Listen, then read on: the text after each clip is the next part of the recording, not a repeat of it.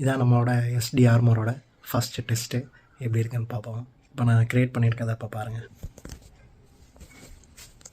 இந்த armour வயர்லாம் connect ஆகுதா, அடியில் பார்த்தி மொத்த வயர் கும்பலுமே அவ்வளோதான் இருக்கும். இதை இப்போ ரெடி பண்ணணும். இதை ஃபுல்லாமே க்ரியேட் பண்ணியாச்சுல, என்ன கொடுத்தாச்சு. இன்னும் ஃபிட்டிங்ஸ் கொஞ்சம் பாக்கி இருக்குது. இதைத்தான் அப்படியே நம்ம ரெடி பண்ண போகிறோம். இதான் அந்த சிப்பு நானே மேக் பண்ணது, ஃபுல்லாக கம்ப்ளீட்டாக ரெடி பண்ணியிருக்கேன். பார்ப்போம் எப்படி வருதுன்னு. முதல் கட்ட சோதனையை இன்றைக்கி நாள் முடிவில் எப்படியோ முடிச்சிட்டேன். மணி இப்போ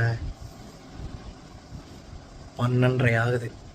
சூப்பர், பரவாயில்ல. இவ்வளோ நேரம் ப்ரோக்ராம் போட்டு மண்டையை போட்டு உழப்பி எப்படியோ ஒரு வழியாக முடிச்சாச்சு. இதான் நம்மளோட கிட்டு. நொச வேலைகள் ஸ்டார்ட் ஆகிடுச்சு. இப்போ ரொம்பவே மக்கர் பண்ண ஆரம்பிச்சிருச்சு. இப்போ தான் கம்ப்ளீட்டாக ரெடி பண்ணேன். நேற்று தான் ஓரளவுக்கு பர்ஃபெக்டாக இருந்துச்சு. ஆனால் ஒரு 2 மணி நேரம் தொடர்ந்து ரன் பண்ணதுக்கப்புறம் எரர் காமிக்க ஆரம்பிச்சிருச்சு.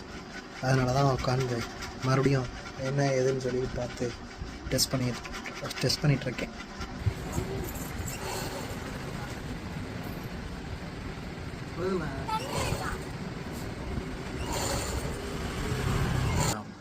பாடி ஆரம்பமாக ரெடி பண்ணியாச்சு.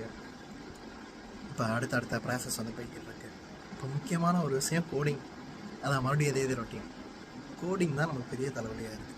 இதோடு எப்படியும் ஒரு 60-70 தடவைக்கு மேலே கோடிங் மட்டுமே பண்ணிட்டேன்.